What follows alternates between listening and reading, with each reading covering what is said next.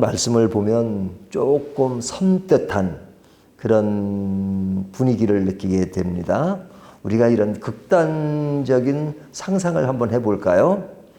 교회 생활을 열심히 그리고 유능하게 한 사람이 있었습니다.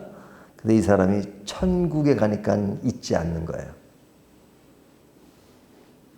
그런데 다른 한편으로 저 사람은 참 인간 쓰레기야 라고 말할 정도로 취급받았던 사람이 천국에는 있는 겁니다.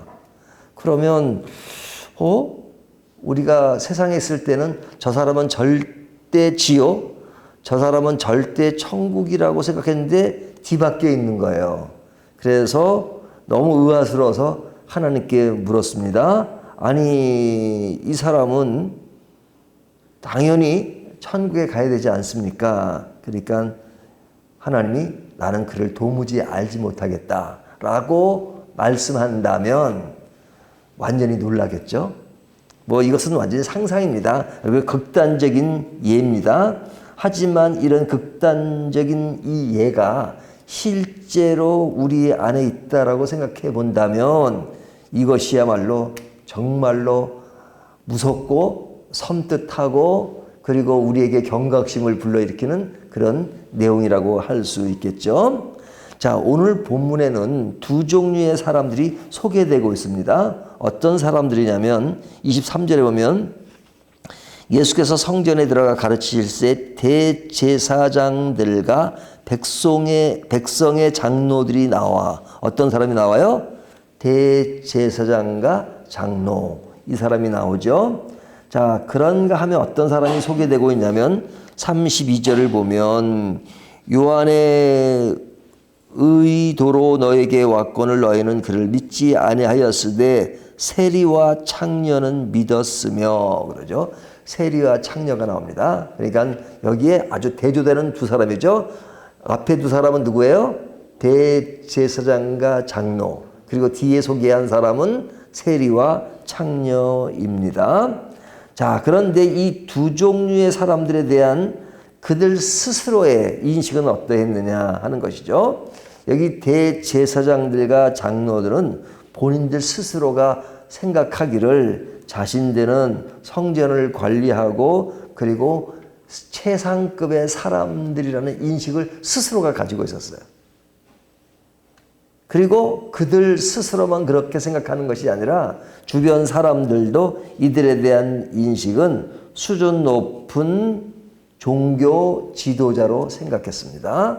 당시 사람들이 그래요. 우리가 성경할 때 바리새인들, 서기관 이런 사람들 보면은 그냥 아유 이 사람들은 아니야 라고 생각하지만 그것은 예수님이 그 내면의 세계를 해석을 해서 그런 것이 그 당시 사람들은 그렇게 생각하지 않았단 말이죠.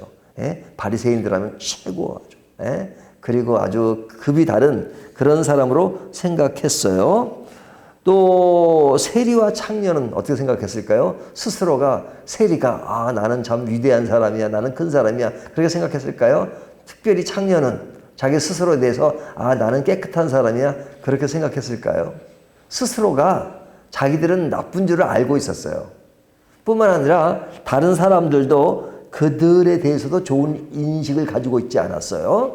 근데 재밌는 것은 이 세리와 창녀가 동급으로 취급되고 있잖아요.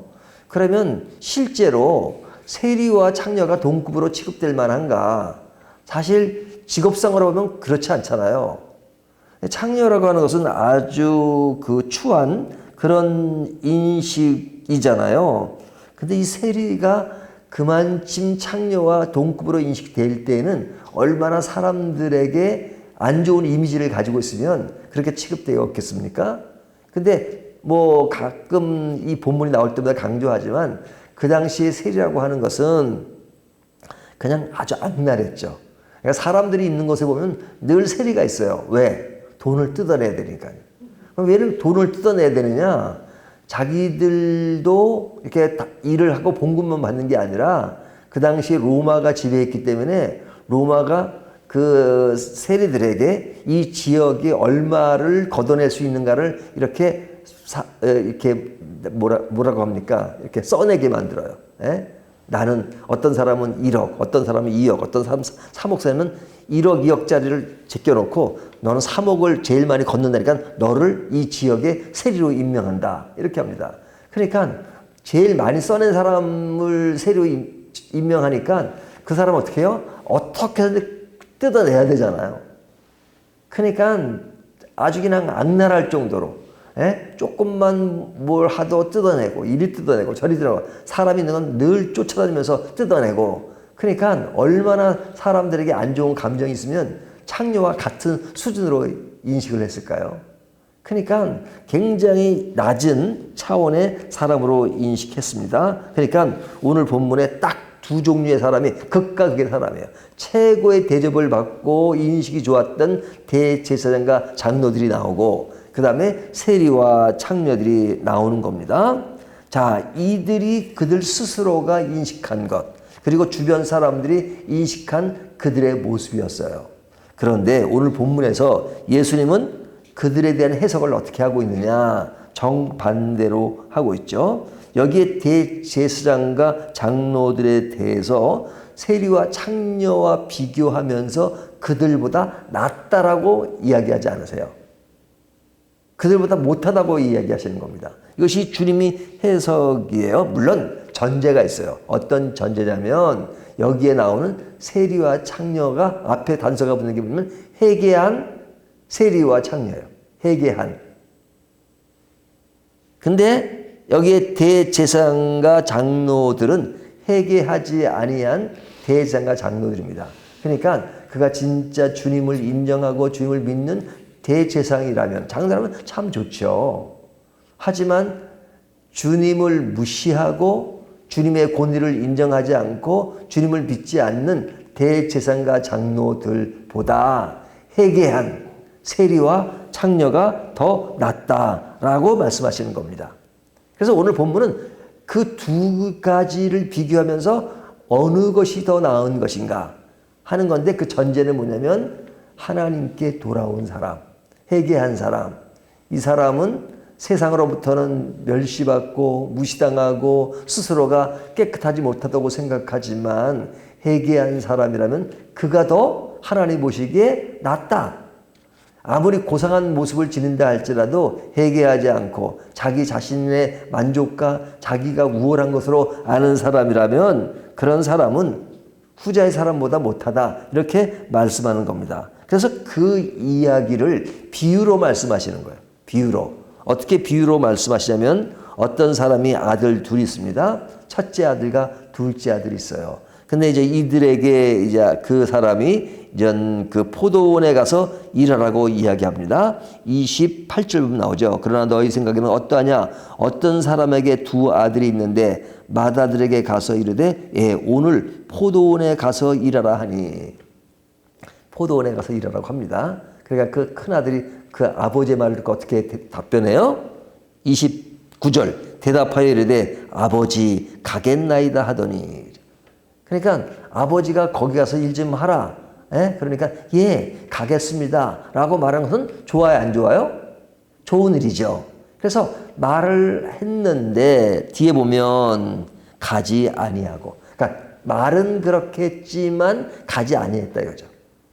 그러니까 말만 예스라고 말하고 실제 실천하지 않는 것 이것이 첫째 아들이었어요.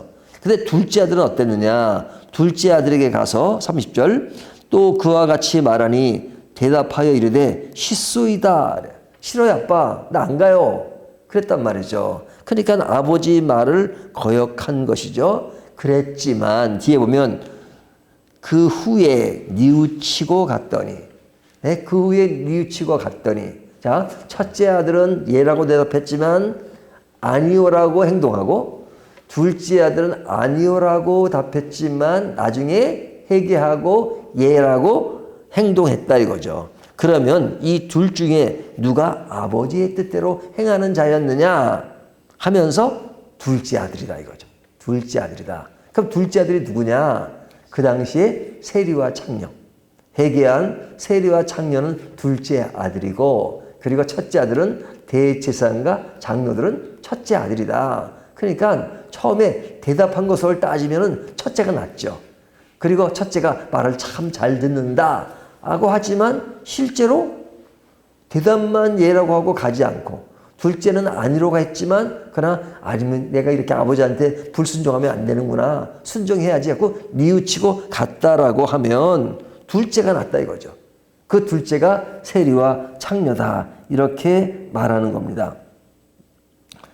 그러니까 이 둘째에 대한 강조를 하시는 겁니다. 그러면 첫째 행동이 어땠느냐? 첫째 보면 예수님께서 성전에서 가르치실 때 지금 예수님이 예루살렘으로 들어오셨잖아요. 예? 나귀 타고 들어오시고 이제 예루살렘에서 십자가를 바로 앞에 두고 이제 성전에 들어갔는데 성전이 타락해가지고 맨날 물건 팔고 예? 제사 음식을 팔고 그러니까 음식이 아니라 제사 그 재물을 팔고 그러니까 예수님이 그냥 뒤엎은 사건이 나왔잖아요 앞에.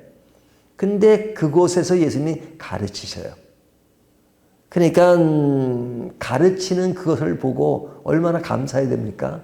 성전을 적결하고 새롭게 가르치는 그 예수님의 모습, 메시아가 그 일을 하는 것은 정말로 아름다운 것이죠. 하지만 여기에 대제사장과 장로들이 그 예수님을 향해서 무슨 권위로 그 일을 하느냐?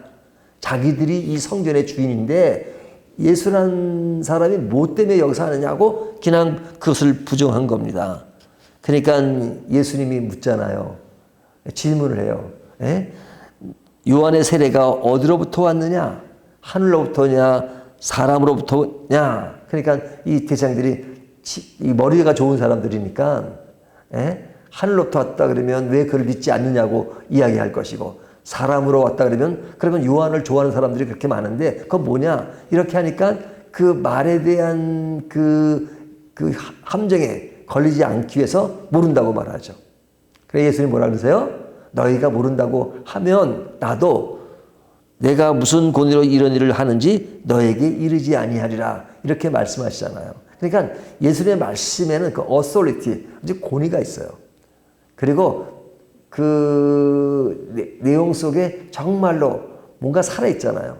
그러면서 예를 든 것이 첫째 아들과 둘째 아들입니다. 그러니까 이런 이야기를 들으면 누구에 대한 이야기예요?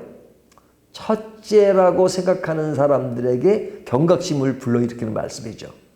그러니까 이 탕자의 비유도 보면 사실은 탕자의 비유도 그 둘째의 그 비유라고 생각해요. 하지만 내용을 자세히 보면 첫째의 비유입니다. 첫째 아들이 아버지 앞에 있으니까 같이 있으니까 그냥 자기는 다 된 걸로 생각하잖아요. 하지만 탕자보다 못하다는 의미를 담고 있잖아요. 이것이 다른 말로 이야기하면 이겁니다. 어떤 사람들 보면은 그 아주 고상한 말을 하잖아요. 근데 뒤로 오면 그렇지 않아요. 예를 들면 경찰이 꼭 강도가 있어요. 그럼 누가 더 나쁜 사람이에요? 경찰은 나쁜 사람을 잡는 사람이고 강도는 나쁜 짓을 하는 사람이잖아요. 당연히 강도가 나쁘죠. 못 쓸 짓을 하니까. 나중에 알고 봤더니 경찰이 뒤로 그냥 강도가 했던 것보다 더 많은 그 뇌물을 받고 나쁜 짓을 하고 나쁜 사람과 그냥 조직적으로 결탁을 해가지고 강도보다 더 나쁜 짓을 하는 거예요. 그런 영화들이 많잖아요. 그러면 누가 더 나쁜 거예요? 경찰이 더 나쁜 거죠. 왜? 겉으로는 깨끗한 척하지만 뒤로 보니까 더 나빠요. 강도는 원래 나쁜 놈이니까 얘기할 필요가 없어요.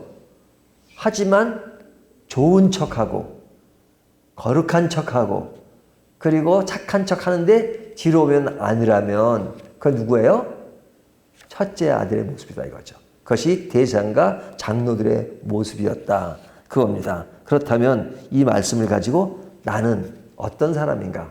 나는 대제사장인가? 장로인가? 아니면 세리와 창녀와 같은 것인가? 근데 주님은 어떤 사람을 더 원하느냐?